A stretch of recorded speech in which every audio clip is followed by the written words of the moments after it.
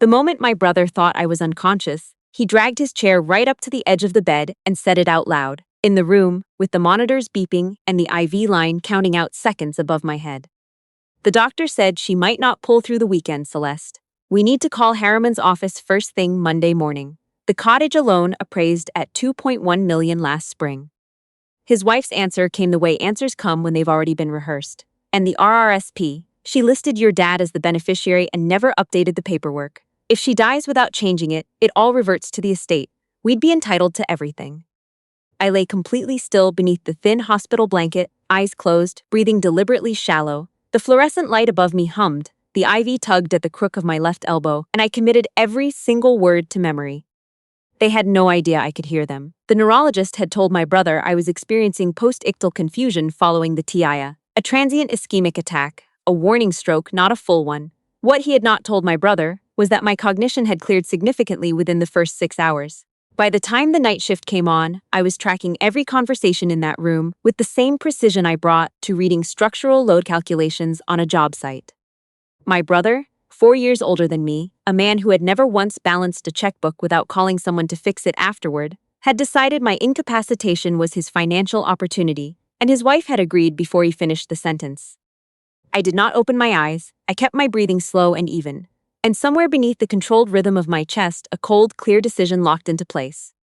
Before I tell you what happened after that, you need to understand one thing about that cottage. My father, Harold, built it himself. He was a Finnish carpenter who had grown up in Sudbury and spent the first 20 years of his working life doing custom millwork for homes he would never afford. He saved for 11 years, bought a 2-acre lot on a small lake outside Huntsville, not one of the famous Muskoka lakes, but a quiet one, the kind where the loons call before sunrise and the water goes so still at evening it looks like pewter. And he built the cottage himself over 3 summers.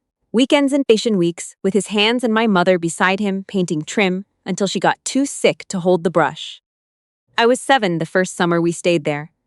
I was the one who followed him around the property like a shadow, handing him tools I'd memorized by name, learning to read a level, watching him frame walls and hang doors with a perfectionist's exactness. My brother Mitchell spent those summers on the dock with a fishing rod he never actually baited, listening to the radio and waiting for meals.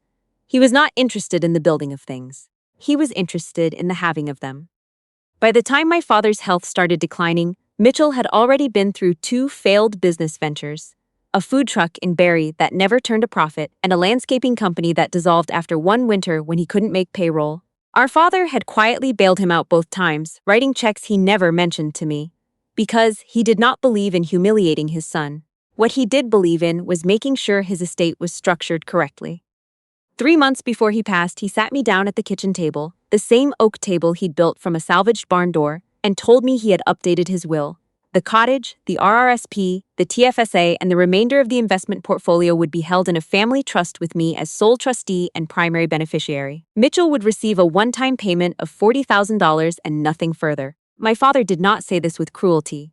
He said it with the flat, measured tone of a man who understood the cost of misplaced trust. I'm not punishing him, he told me, both hands wrapped around his mug. I'm protecting what your mother and I built. You know how to protect things. He doesn't. He was right, and I had never once used that knowledge against Mitchell, not when he called asking for money after the funeral, not when he started showing up at family dinners with questions about the estate that were really just audits dressed up as conversation. I had answered honestly every time, thinking, naively, genuinely, that honesty was enough. It was not until I was lying in that hospital bed in Toronto, supposedly half unconscious, listening to my brother and Celeste plan the redistribution of my father's life's work, that I understood what he had actually been waiting for all along. The room emptied around 11 that night. My brother kissed me on the forehead, a gesture so theatrical it nearly broke my composure, and told the ward nurse on his way out that he was the emergency contact, that he wanted to be kept informed of any changes. The nurse thanked him warmly. The door swung shut. I opened my eyes. I pressed the call button once and waited. The night nurse who appeared was a woman named Agnes, 63 years old, an RPN who had retrained after decades as a personal support worker. We had met on my second day. She was quiet and deliberate, and she never filled silence just to fill it. Agnes had known my father. She had worked a placement at his long-term care facility during his final year. She had sat with him on evenings when I couldn't get there, reading him the weather reports from the Muskoka region because he liked to imagine he was still at the lake. She had called me the night he passed. before the facility reached me officially, because she wanted me to hear it from a voice that cared. She stood at the edge of my bed now, arms folded, and she listened without interrupting. When I finished, she was quiet for a long moment. "I can reach your lawyer," she said, "if you give me the number." "I need more than that," I told her. She didn't flinch. She simply reached into her cardigan pocket for the small notepad she carried everywhere. "Tell me exactly what you need." The arrangement we made was not made in money. It was made in something older, the particular solidarity of two people who had both spent years making sure someone they loved was not left unprotected. The following morning, my brother arrived with a man in a charcoal suit carrying a leather briefcase. He introduced him to the ward nurse as a family friend with some routine paperwork for me to review. I was sitting up in bed when they walked in. My brother's face registered genuine surprise before he smoothed it over. "Vera, you're looking better." "I am better," I said. "Who is this?" The man in the suit stepped forward. He was a commissioner of oaths, not my lawyer, not anyone I had retained. He held a single document, a power of attorney for property, pre-filled, listing my brother as my substitute decision-maker for all financial affairs. Mitchell set his coffee on the bedside table and sat down as though this were a routine visit. "The doctor said you might need support managing things while you recover. This just gives me the ability to handle your accounts, make sure bills get paid. Standard stuff, Vera. Don't make it a thing." I looked at the document, I looked at my brother, then I looked directly at the commissioner. "Do you know what the Substitute Decisions Act requires regarding capacity?" I asked him. He blinked. "A person is presumed capable unless there is clear evidence to the contrary," I continued. "I was assessed by the attending neurologist this morning and confirmed fully capable. I will not be signing anything." I turned to my brother. "You need to leave, both of you." Mitchell stood up slowly. The expression he wore was one I had never seen on him before, not anger exactly, but a cold flatness, the face of a man recalculating. "You're confused, Vera. You've been through something serious. You just need to." I said leave.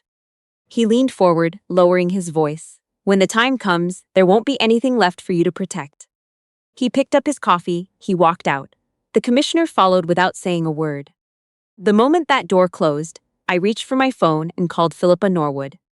Philippa was the barrister and solicitor who had helped my father structure the family trust. She was methodical and did not waste syllables. When I finished explaining what had just happened, she was quiet for exactly 4 seconds.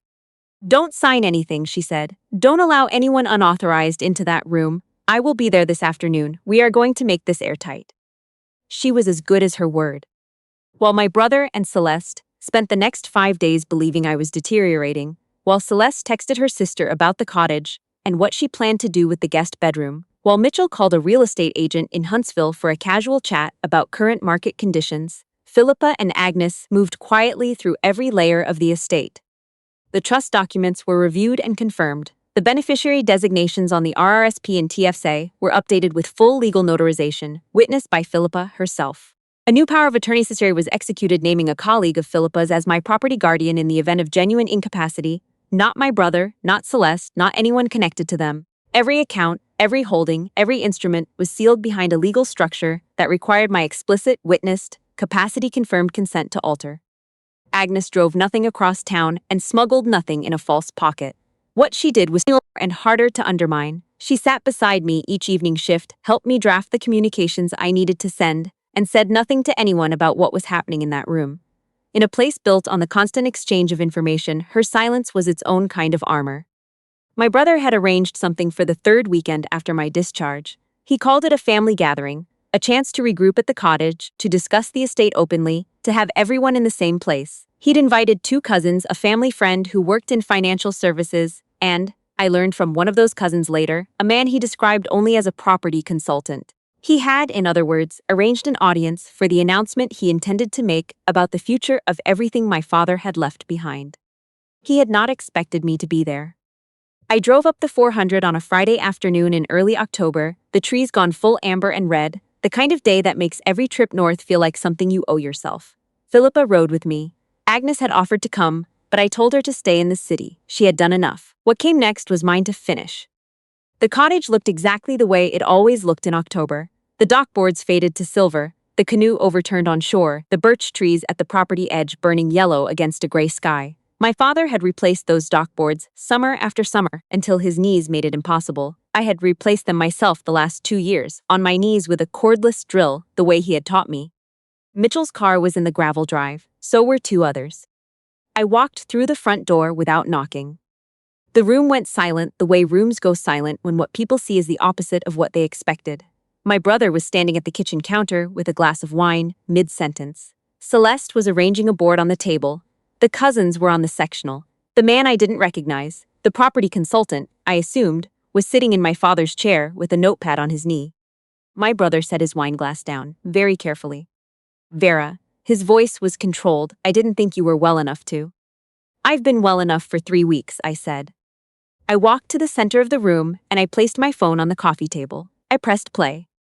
What came out of that speaker was my brother's voice and Celeste's, recorded in a hospital room they had believed was private. Every calculated sentence, every property valuation tossed between them like they were itemizing furniture. The comment about the RRSP reverting to the estate, the word entitled in Celeste's voice, smooth and certain, like a deposit she'd already made. His voice saying, the cottage alone appraised at $2.1 million last spring.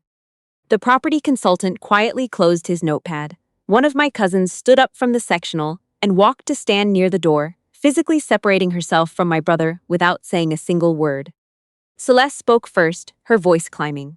That's completely taken out of context. We were worried about you. We were just trying to figure out what would happen if I died, I said.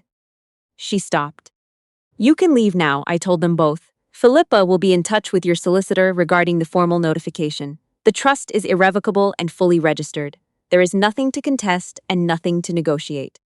My brother looked at me across the room with an expression I had never seen from him before. Not anger and not grief, but the particular blankness of a person who has just understood that the thing they were counting on is simply gone. He picked up his jacket. Celeste followed him to the door without looking at anyone.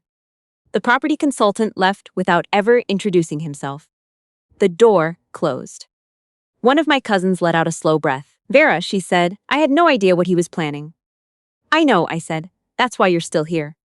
If you've ever watched someone you grew up with choose money over everything you thought you had in common, hit the like button right now. And tell me in the comments, what was the moment you finally understood that someone close to you was only there for what you could give them? The months that followed were not straightforward. My brother retained a lawyer. The claim was predictable. Undue influence, diminished capacity at the time the amended documents were signed. The Ontario Superior Court of Justice heard the arguments over 2.5 days. Philippa presented the neurologist's time-stamped assessment, the notarization records, the documented chain of events, and the audio recording. She walked the court through the Substitute Decisions Act with the patience of someone who has won this argument before and finds the repetition mildly tedious. The claim was dismissed. Costs were awarded against my brother. The following May, I drove up to the cottage alone, early enough in the season that the dock was still cold and the lake hadn't fully cleared. I sat on the end of it for a long time, just watching the water, not trying to do anything with it, the way my father used to sit there in the evening with his hands in his lap. Then I called Agnes. I had already put the paperwork in motion before that call. A parcel of land adjacent to the property, a lot my father had purchased years ago and never built on, transferred to Agnes outright. Alongside it, a monthly income drawn from a sub-account of the family trust, structured to cover her housing and living expenses for the remainder of her life. She argued with me about it for nearly 20 minutes, telling me it was far too much, telling me she hadn't done anything that extraordinary. You sat with my father, I said. When I couldn't be there, you sat with him. You called me the night he died, so I didn't hear it from a stranger, and then you sat with me. That is not nothing, Agnes. That is everything. She went quiet on the other end of the line. I could hear her breathing. Your dad would have liked this, she said finally. I think he already knew, I told her. He trusted you before I did. I replaced the dock boards that summer, same as every year. The birch trees came in yellow in September, same as every year. Mitchell and I have not spoken since the steps of the courthouse in April. The occasional email arrives. I read it once and don't reply. Celeste has stopped entirely. What I think about, sitting on that dock in the evenings, is not what they tried to take. It's what they never understood they were reaching for, not the appraised value, not the RRSP balance, not the waterfront acreage on a spreadsheet, but the specific weight of a hammer in a man's hand in the summer of 1991, and a father crouching down to a 7-year-old's eye level and saying, you see how it holds, if you build it right? They wanted the asset, They never once wanted what made it worth anything. I picked up the old level my father kept in the workshop, held it against the doorframe the way he always did, and checked the bubble. Still true, still exactly where it was supposed to be. Some things, if you build them right, hold.